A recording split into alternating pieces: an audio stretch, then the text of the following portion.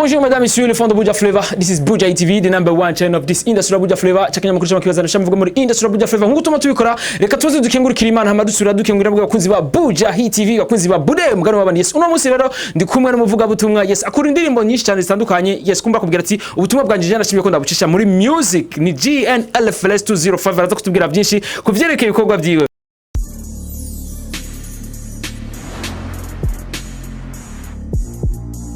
Vipi bro? Salamu. Unazareza? Chane gose. Jene wote utembea ngine fast kila siku tunakutaga hapa. Hadi utembera wewe? Wewe bachamugira garasi. Producer. Abaja ndabafisa ariko uri mu producer nyene utembera cyane kwa mu producer ni ibintu ni vyashara bisaba kwiyumvira cyane. Sasa utembereye cyane usanga wacanganikiwe kidogo. Yes, jene nabwira yuko GN imisi yose umukene haba mu gitondo haba no mwijoro umusanga ngaha. Yep. Hauna kazi zingine programme ni hapa. Programme zingine ni kwenda kuomba Mungu. Twadufisa makoraniro, mardi kikuja kama ma 18h ukanikuta, vendredi 18h ukanikuta na dimanche of course. Igitanga jero nuko misisi tuzamo tumusanga ngaba ari kumwe n'abagenzi biwe ariko nturigira dusanga ngaba musheri wiwe ko erikije. Aho una naye. Musheri. Oyo musheri kirazi. Umusheri bon mvuge uwo umufise cyangwa utamufise ku kazi sahano wo kuza ku kazi ni ku kazi nyene. Umusheri shaka ko mubonana mubonane mu wundi mwanya pana umwanya wakazi. Kandi umusheri aje nko ku kazi warufise magahunda ukacuyica urumva ko umusheri abaje kwica kazi. Kandi si vyiza. Kubera ku kazi nyene niko kaza kumugirira system hanyuma akishe. Kabisa. Ako kazi niko kaza kumugirira system mbego beza ko system yari yahe. System ya mastila au stila kufurahi. System unaona mnahitaji kama sasa mtafanya mariage mnahitaji pesa nini kutoka. Sasa mtatoka ya mkufanya na honga GN. Hapana kuhonga. Sio kuhonga. Ukipatia mtu mwe unapenda. Love is action. Unasikia ukipenda mtu unapaswa kumupa. Neno la Mungu linasema Mungu alipenda wenye walikuwa kudunia akawapatia mtoto wake. Ni kusema every day love gives. Yeah. Yes, mapenzi yanapana. Yep.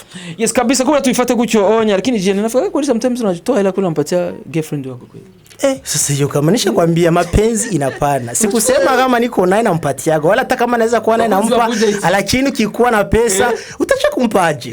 Mama kosa nakupenda wala babako sana kwa kana kupatia. Rafiki yako kama anakupenda sana kwa kana kishiri unampa paka pesa GN. Paka pesa ukishapenda tu mtu, ukishapenda mtu hata unaweza kupenda hata mtu wa barabara wala mtu wa fasi nyingine. Unampa kupana inaonesha mapenzi yenye hayaonekana sababu mapenzi urukundo ni kintu udafata gutya ni kiripa expression rero y'urukundo mka ijwi y'urukundo n'ugutanga sama franga gusa umwanya ibikorwa n'ibindi bintu byinshi kabisa kumbere nawe yoba mu hanangora sivyo nagajiye hiyo ni kawaida nishakwambia sema kama upane ndio tutashaki ati kitu bagomba kwatija bine wokunda gutamana utange urumva ko ari ingorane kabisa urumva rero bajya bakunda badatanga bafise kibazo ategereza kuba kuko ni Imana kurukundo Imana yakunze ari misi gwatumye itanga umwana wayo ukinege ntiyahereje gusa Imana ngo ndabakunda ari misi kirapoyesha oya yarabakunze ikiratanga umwana wayo ukinege kabisa yes kumbere ni GNLFLS urumva yuko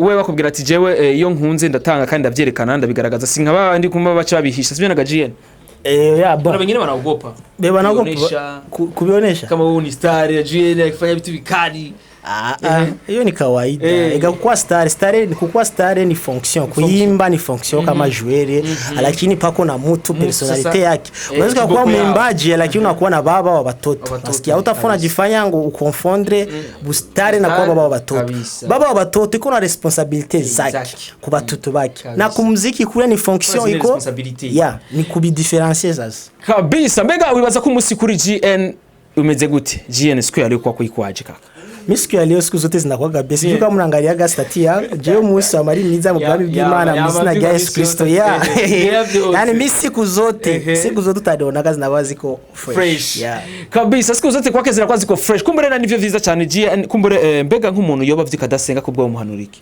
adutanguza Imana mu bikorwa by'iyo misi yose uwo biravana ariko yotegeza kumenya yuko ivyo dukora byose biri anda y'umuntu umwe ni Imana ira control ibintu byose rero udashoboye kwirefera kuri yo uko izi ejo izi mwanya uza kuza ivyo wapanze irabizi irazi bishobora gushika n'ibidashobora gushika n'ubwa ni byiza kubanza kuganira nayo kuko hariho vyinshi cyane gose ushaka gukora wewe utazi udashaka kwiyumvira.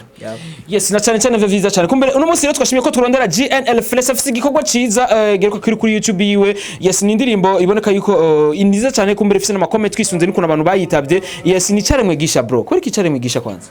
Cyare mwigisha ni condi. Umuntu yavutse ubwa kabiri acha cyare mwigisha. Kwanza zamani GN, kwanza zamani unaimba kwanza zamani. Ni batiza akini. Iyo twe turabaririmbyi iyo uronse inspiration cyangwa ukaronka no kuvuga inspiration y'indirimbo ya. Muziyo indirimbo. Ni chimviro ushaka gutanga, ni nkuko mu myaka 10 iri imbere ushaka kuzorimba ikindi kintu ugasanga ndarimbye indirimbo yitwa umwana w'Imana, kuko muri uwo mwanya mwembwe yarashaka kuba ari abantu ashaka kumvisha importance yo kuba icare mu gishasha cyangwa kuba umwana w'Imana. Nico gituma naho haize imyaka myinshi harosije itigeri hinduka, kuko iyo iri très important mu bwami bw'Imana, kuko utabaye icari mu gishasha ari ibintu byinshi udashaka koreka kabisa. Yes, kumbe ni video iboneka yuko iza imbere y'indirimbo yose gusohora hizi kintu cy'umwaka wose. Ubwo ni parcours rutari ya mwaka mzima ufanye ngene video je? Nilikuwa niko nasoma ku eglise, niko ndiga ishuri gitwaye DS class yego nilikuwa niko nanisanzwe donc nk'iki gendo umwana w'Imana, ariko hari ingene ubumenyi butari butonze neza, rero ariko ndiga ingene ishobora kwirasira neza ko butonze neza kuko urabona ijambo ry'Imana rivuga ngo kwizera kuzana no kumva ijambo ry'Imana. Rero niko ndaryumva, ariko ngerageza kuba no ritahura muri aspect iri donc vuga itonze neza, kuko urashaka kugira ubumenyi bwinshi ariko budatonze neza. Rero ni byiza ko ubumenyi ufise umenya ati atangura 1 hama 2 hama 3 hama 4 kabisa. Yes, mbega bibaza yuko icari mwigisha feedback zimeze gute? Mbega GN arashaka kutubwira ati mbega abantu bayakiriye gute GN? Bayakiriye neza cyane, kuko urabizi iyo ndirimbye ugerageje kuvyumviza indirimbo yanje yikorokeye igiye mu zindi ndirimbo ibayisa ko namagerageza yuko indirimbo yanje bataza kuyisesha n'izindi zose. Cyo ni cyambere haba ubutandukana kuvuga nimba bari muri noro nkaja muri side cyangwa side est. Rero novuga ko comment zamaziri positive, kuko ikintu kiwanje baramenya tuyo kweri ni GN haba style haba ijwi, kandi ikindi nuko abantu benshi babandanya bafashwa biciye muri donc muri message benshi barampaye ama feedback n'abantu bakuze nari niteze. Yes, ariko kurundi ruhande GN mbega style umuririmbamwo ni nziza, ariko kurundi ruhande abantu ati ngo siyo style umuntu ariko baririmbiramo nuvuga buciye mu nuvuga bwa butumwa bwiza bw'Imana. Abona abantu batarasoma neza ijambo ry'Imana rivuga muri Kolosai ko ibintu byose byarimwe nayo binegwa muri yo kuba ivyiyo, ariko bavuga Yesu Kristo ngo donc ibiboneka n'ibitaboneka, harimo imiziki, ko umuziki n'ama onda ariko nshaka kubona gutya.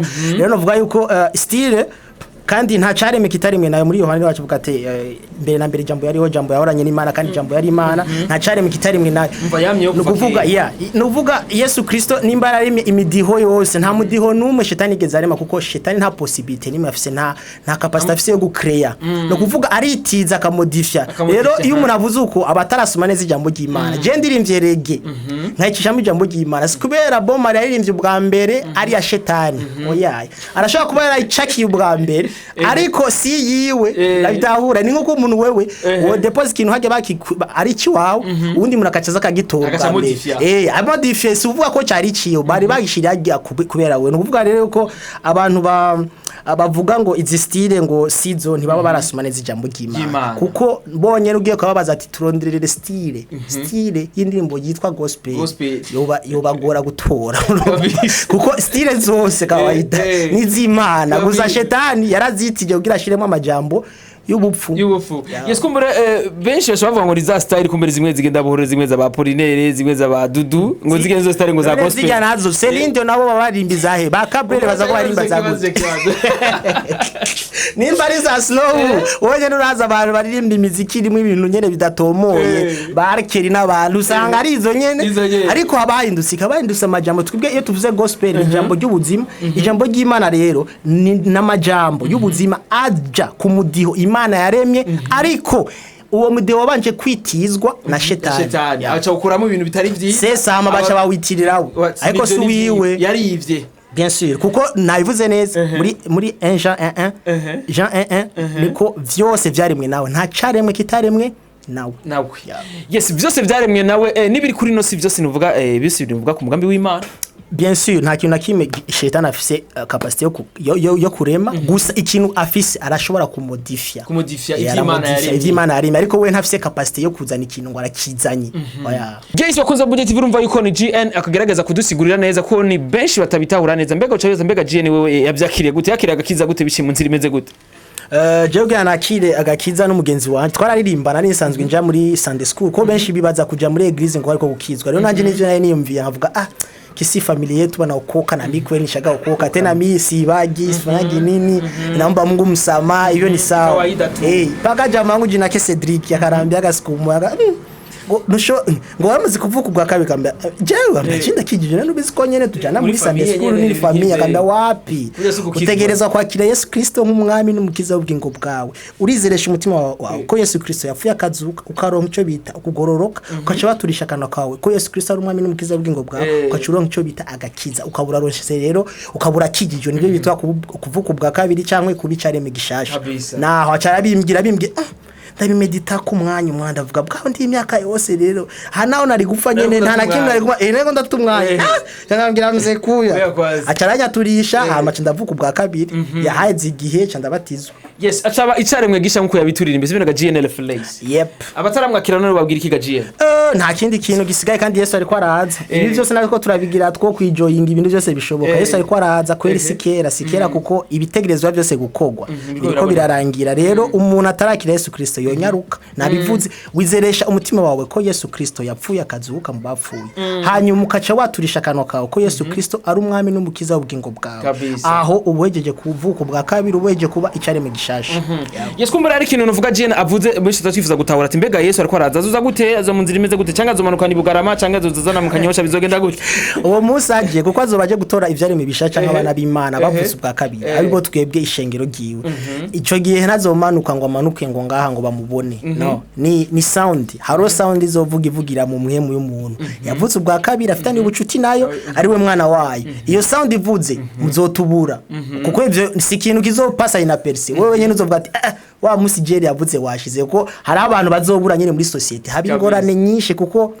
Yesu azoba yadutwaye hanyuma nyene mu ijambo ry'Imana ariho kugaruka kwiwe kwa kabiri ni abantu bashobora mubona yes kumbura urumva yuko tuvyitegura ko Jina kubwira yuko Yesu azoza arabanzi bakubwira ati arabandi bakubwira ati Yesu ngo azozana Bugarama abandi ngo azozana na hari yakumbura abandi bafise kwemera guke babandi kumbura baguma bikundira navuga ko spendingira mu vyisi bakubwira ati je sinifuza ko Yesu anaze kujuba nayo yabinye bakwana fanyaga Yesu anapasha kuya leo unafanya baache kwera ni jambo ry'Imana ofete atabivuze yavuze ati kumonye ngiye niko nzoga yarabi abivuze aba yabivuze nishaka ndi guhinduka avuga whatever twogira iki cyaye tukareka ategezwa kubuza yes kumbura nikibazo nifaza kubaza GN mbega ku ruhande rwa gospel mwebwe abaririmvyi bimeze gute tuvuye mu bindi tugiye mu bindi bimeze gute ku ruhande rwanyu rwa abaririmvyi ari gospel twabaririmvyi ba gospel urunani ni kwa kundi nyene urunani kubakira muri Yesu twe tubakira muri Yesu nyene kandi turakundanye cyane naho nyene urabizi muri ahantu hose hari abantu ntihabura utuntu badashobora kumvikana ariko turumvikana neza yuko Yesu Kristo ari umwami n'umukiza w'ubugingo bwacu kandi yuko yes ico nico cyambe kiduhuza kandi yuko naba brother naba sisters novuga ico kandi nico gikuru kuko kujya horubona ama eglise Imana ihishurirwa ritanduka kumva ha eglise yitwa ko uyu muryango witwa kwe zose nizitwa izina rimwe ariko ryose ribajubakiye yuko Yesu Kristo yapfuye akazuka naho aho no dufatiye hanyuma urunani rurabaho donc bivanye rero nayo mafamiye n'ubundi bucuti bugenda buraba ariko ikiza nuko umwe wese abariko arakorera ubwami bw'Imana yes kumbure bobo nizere ko atagucana mwo kuba mwo uvuga mu ruhande rwa gospel ivyo navuze yuko murashobora kutumva ibintu cyo kimwe urabizi abantu bivanye n'urugero rwo kumenya ijambo ry'Imana cyangwa imwe mu yera birashaka gushikuka abantu gasanga noire cyangwa rouge ngo yangu ngo mbona umengo ni vere arabira hamwe ngo uri oraje ako konyene karashaka gutuma ikintu ngo yago gendaretse ariko sikuvuga yuko ijya baratari rouge atari vere kandi sino kwangana nuko gusa hari ibintu mutahurije ko point de vue yes kabisa ariko twizera yuko mwebwe mutazogera ku rwego nabwo mwemufungishanya jambo ry'Imana aho riri claire haro etape nyinshi ziba kugira umuntu obe yo kwitwarira n'umuntu seno ijambo ry'Imana uramazwa mutwara mu bantu muri eglise hari ama etape menshi abanza gucamwo yo muri donc yo muri eglise après ayo niho umuntu ashaka kugira ikiyumviro cyo kugenda kwitwarira umuntu ariko ni procedure ibanza kuba ndende cyane ya inside muri famille Yesu reka tuvyizere gucyonye ku ruhande rwa gospel kuko bibonetse naho nyene bishabizana yindi sura itari nziza navuga muri game navuga GN iyo kweri si yo kuko twebwe ijambo ry'Imana icyambere tunonaga banashwana grand frère sinjye nilikwambia degré ijambo ry'Imana namwe muyera no kwihangana no guhebaranira n'ikindi kintu kwa Yesu Kristo ni kimwe no gukura muri we kuko ubaye umwana w'Imana ariko kugenda urakura ni ko ari ibintu byinshi ugenda urihanganira abo wavuze gutyo haro nabandi babiheba abyakamutwara ibintu amakabiheba haro n'undi umutwaye ibintu bivaye nahanagiranye na Kristo yumva umengo ntiyo biheba bivanye nawe ariko haro n'undi bitwaye ashaka kubiguhebera sasa abo banaendaga binatokana na level banafika hemo kwa kuelewa kabisa. Yes, kumbe twaze byinshi na GNLFS akubwira yuko akagishi nigahora mwitama ariko gusora indirimbo ati icare mwegisha genda kuri YouTube channel yiwe yitwa gute GN ni GNLFLS 205. Yes, mbega LFLS bisiguriki like father like son uko Imana iri nanje ni kondi ama 205 naho kabiri ni Kristo na jewe zero ni limite ya donc ahantu shitana adashaka kurenga iyo maze kuja muri Kristo donc shitana ashaka kukwatenya hama 5 sigura ubuntu bw'Imana kabisa. Ati mbega amazina y'ukuri ya GN yitwa gute ni Gedeon Nahishakiye. Yes, kumbere wifuza kurikana ibikorwa vyiwe genda kuri YouTube channel yiwe gira subscribe ni kuri GNLFLS 205 gira subscribe no kuri Instagram no konyene bro ego no kuri Instagram na Facebook page niyo.